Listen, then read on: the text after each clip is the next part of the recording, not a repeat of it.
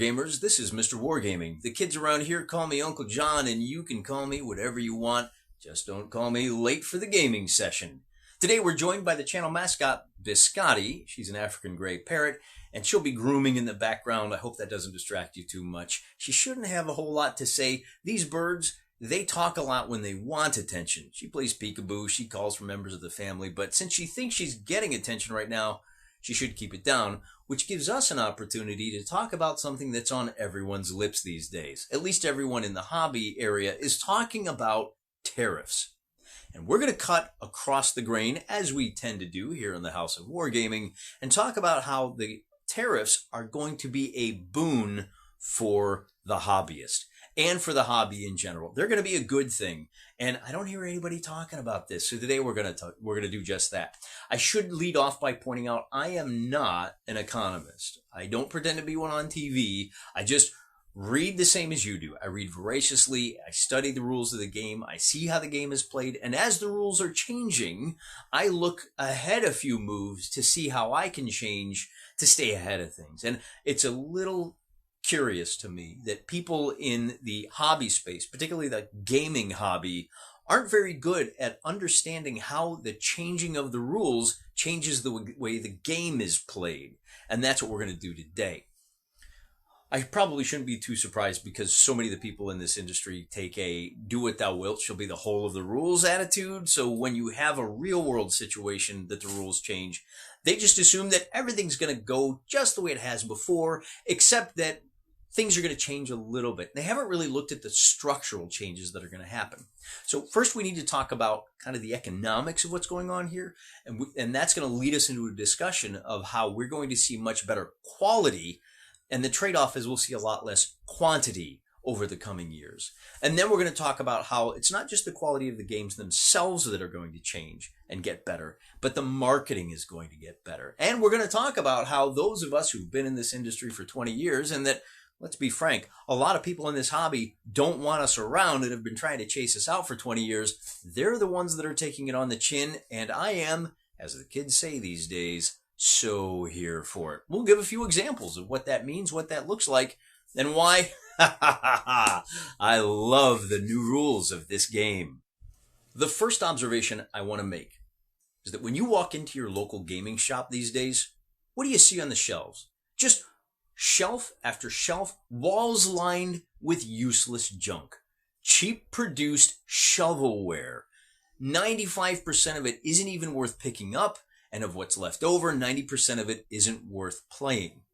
And why is this? In part, it's because manufacturers have shifted to a business model, and it's not just our little hobby. Of course, it's all over the place, but they've decided that they're going to take advantage of virtually unlimited slave labor, virtual slave labor in developing countries, third world countries, to drive down the costs of production.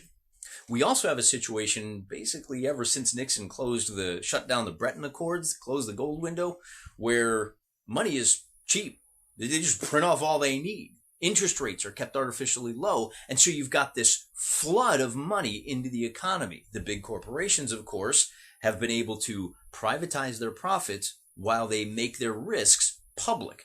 And so what this means at all levels of the economy is that producers have much less incentive to make an effort for quality.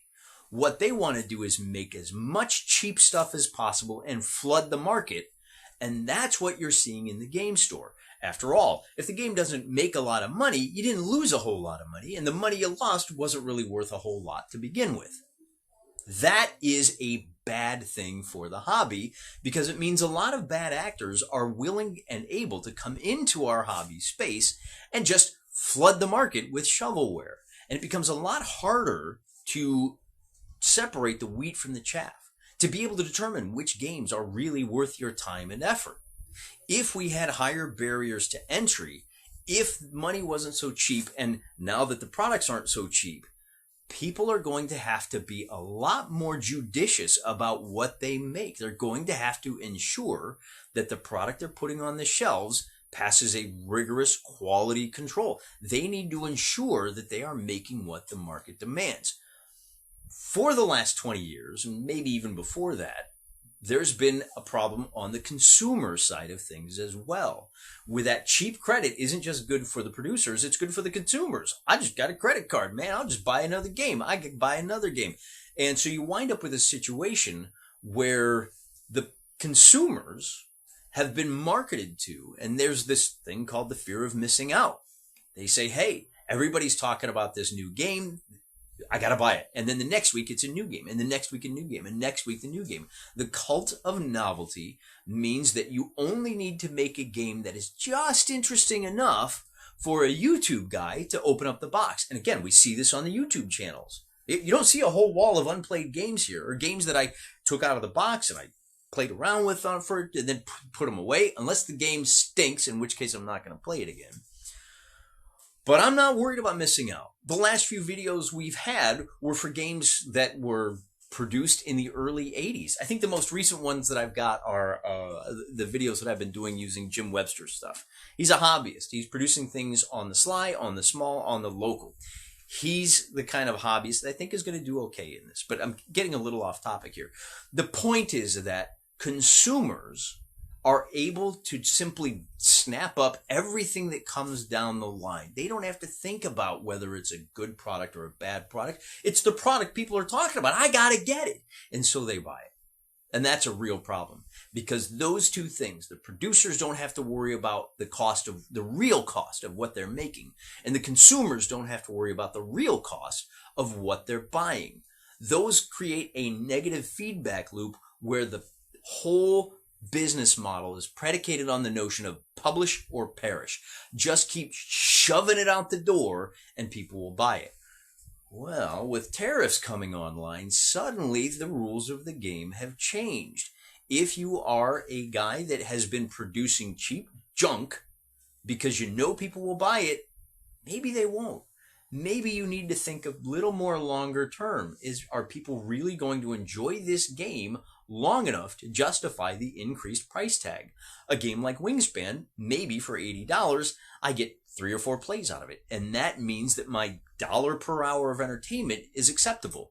But what happens when that same game costs $120? If I'm only playing it the same number of times, suddenly my price per hour of entertainment has gone way up. And I'm not just going to buy a different board game. I might just find a whole different hobby. I might go back to the movie theaters. I might turn on the TV. When the economics changes, you have to look at these fundamentals. On the consumer side, if I have to now spend $120 for every game to keep up with the Joneses, where before I was spending $80, well, hold on now. I don't have any more money in my pocket, which means the number of games I am going to buy is going to be significantly reduced. And that means I have to be more careful about which games I buy. There's still the same number of hours in the day, and that means whatever game I buy, I'm going to have to actually sit down and play that game more than I would if I could just go out and buy the next game, the next title, and always have that little dopamine hit that comes when I open a new box and I smell the new components and I get to touch them and feel them and I get to look at the rules and tell you what they're made of and how good I think the quality is. You're not going to be able to do that anymore because the next box is a little too expensive. Your budget has been reduced. You as a consumer have to be more judicious about what you buy. Now you've got a feedback loop where the consumer is telling the producer, make better stuff. And the producer is being forced, just because of the economics, to spend more time playtesting, to spend more time on setting up the, what do you call it, where you shove the text around the page? The formatting. You're going to have to spend a little more time thinking about the long-term replayability of your game, and suddenly everything slows down and people start thinking a little harder about what they buy, about what they play, about how to get more replay value out of those games.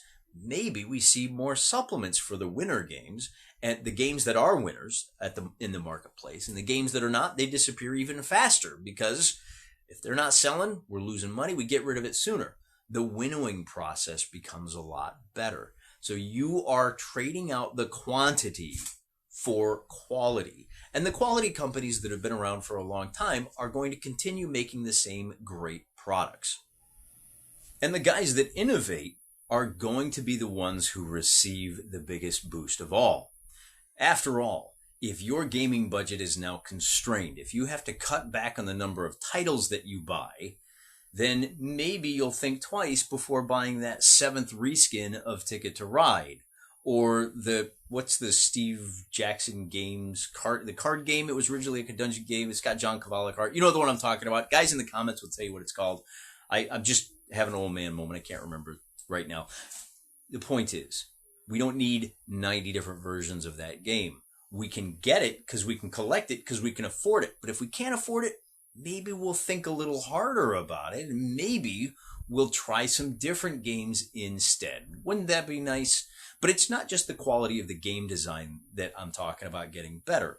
The quality of the marketing is also going to improve. And by that, I mean that we are going to see a much more inclusive style of marketing. After all, here's where we get into the political a little bit. For the last 20 years, big companies like Wizards of the Coast, Games Workshop, Steve Jackson Games, whoever's making that Crusade in the Trenches game, they have all come out and said, you know what, we're doing fine with our margins. We're comfortable chasing away half of our consumer base. Half of our potential customers, we don't even want you. We'll be just fine. And I quote, you won't be missed. Well, that might have been true when energy was cheap, when there were no tariffs anywhere, and you had unlimited credit to take any risks you want. But this is a numbers game, and maybe you only lost 10% of your customer base. Maybe it was 50, maybe it was 75, and you were okay with it because you were fine. But now that things are getting more expensive, now that your margins are a little tighter, maybe that 10% that you think, that I think is 50, maybe that 10% is the difference between your game arriving in the red and in the black. And maybe you'll shut your mouths and you'll just accept that sometimes people who have political views that you don't like might also want to buy your game unless they're explicitly told not to. The people on the other side of these issues from me are very strange people because they're all about the diversity, but diversity for thee, not for me. And maybe if they have to court a broader audience, maybe we can get back to a truly neutral gaming space where people of all stripes can sit down and come together and just enjoy the game. Wouldn't that be nice? And if tariffs are the things that prompt these companies to allow for a little more diversity in the political and the religious and the economic, that would be a very good thing, wouldn't it? We're not there yet. These things take time. Heck, this channel is not a safe space for the kinds of people that have been trying to chase me out of the hobby for 20 years. This is one of those channels. One of the reasons that I'm talking about this is to remind my compatriots, guys like me, that you are not alone. And there is a place for you in this hobby, even if we have to carve it out ourselves. If you think that the comment section down here is a good place for you to explain to me why I'm wrong, let me time out. Let me just save you some time, okay? You have the rest of YouTube hobby channels to go talk like that. It's not going to last for long in my comment section. My comment section is for my tribe. And until these tariffs take effect, and I see the other side apologize, I'm not buying another Steve Jackson game until I see a written apology. We're sorry for treating you so badly for so long. We assure you that it will never happen again. Then I'll think about buying another Steve Jackson game. I'm not going to do it, mind you, but I'll think about it. So the other thing that we should probably talk about is the fact that if these tariffs destroy the hobby industry, the corporations, all the big, even medium size, the Modifiuses, not just the Games Workshop, but the warlords, although, I don't really have a beef against them, but the two fat lardies, if they all go the way of the dodo, this hobby does not die. This hobby was created by hobbyists. It was built by hobbyists. It will be preserved by hobbyists. And if the people who are merely here to make a quick buck, if the people that are here to change the hobby into something that it's not, because it would be a lot more profitable for the bottom line, if changing the hobby into something it's not makes the red line go up, if that's their attitude and tariffs are the things that chase them out, that would be a very good thing for our hobby. We can get back to loose associations of guys down in the basement, hanging out, shooting the breeze, experimenting, seeing what works best for them, and sharing it with other people. We don't need an industry. We didn't have one in the 60s or the 70s. Started getting one in the 80s. If we lose all of the major companies that are producing these cheap Chinese junk products, we haven't really lost anything. We still have each other. And this hobby will still continue to thrive. And it might even do just a lot better if it's not spending all of its time and resources propping up corporations that don't have our hobby's best interests at heart. And while it would be sad to see our friendly local gaming stores also go the way of the dodo, it's important to remember that you don't owe anyone your hard-earned dollars. If they're not providing a valuable service to you, you don't owe them anything. When people talk about how we all need to band together and we all need to protect the businesses in this hobby, you can turn a blind eye to that. If those businesses shut you out during the fakeness of 5 years ago, you know what I'm talking about. You don't owe them anything. If every time you walk through that door, they're trying to steer you into the arms of comic books that don't speak to you, that don't have a message for you. If they're trying to press products into your hands that go out of their way to insult you, don't worry, Crusade in the Trenches, I'm not going to mention your name. If that's what your friendly neighborhood gaming shop is doing, they're not your friends, and you don't have to put up with that anymore. I got two. One's okay. One I really like. I would be sad to see them leave. But if a few businesses close down, I will sleep like a baby, knowing that I still have the warmth and the support of my gaming friends. We did fine without the stores before. We'll do fine without them again. And even if some of us lose out on considerable treasures in this life, it's all right, because maybe these trials and tribulations that we face, let's be honest, I don't get my latest cheap plastic minis is the kind of tribulation you want to have in this life. But if that's the burden that you're called upon to carry, then maybe that's because that's what God is calling you to carry so that you can store up treasures where it really matters in the next life. And to that end, as things get more difficult for everyone, I will continue to pray that the big producers come to their senses, that they embrace the new rules of this game, they adapt their strategies in order to cater to guys like you, to guys that are watching this channel, the hobbyists, and they genuinely strive to produce high quality goods for everyone. I'll conclude by reiterating, I'm not an economist. I'm just a gamer. I'm just a miniature war gamer who looks for trends, looks for patterns, and then adjusts his behavior based on the rules of the game and the trends that he sees the other players doing. I tend to look for the exploits. I tend to look for the things that no one's doing. And that's why we have conversations like this. But as a Christian, I'm called upon to pray for those large manufacturers, that they come to their senses, that they produce a better quality product, that they understand that a host, one might say a heavenly host of consumers, are waiting to give them their hard-earned dollars. And maybe they'll just stop.